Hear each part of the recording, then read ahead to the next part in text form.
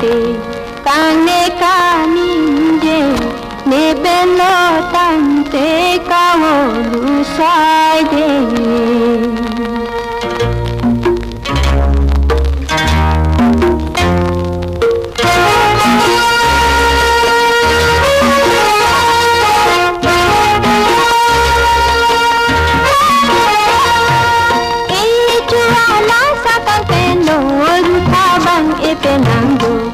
Kechera kongke pola salo dunhai helo nangka che kongke kleng sarpo mawe ave ka phirni thek the sermona otso ne sami shumphare okso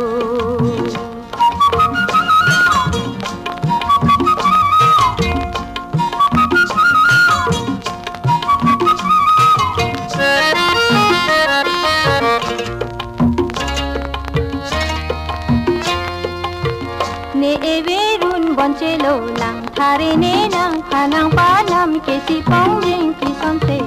ke ebela saloduna ke iduma choli jan jan ke jang sochi padoga phan le aphang mir jeng sonte nang ke anela saloduna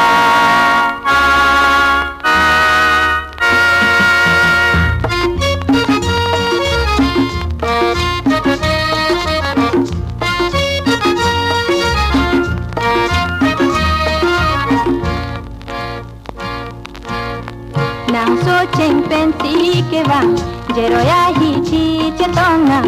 ni pinam serana manai mo de nang ta so cheng mo nang runda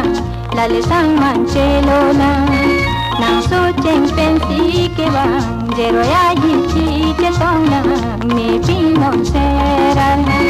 manai mo de nang ta so cheng mo nang runda lal sang man chelona sar sar palam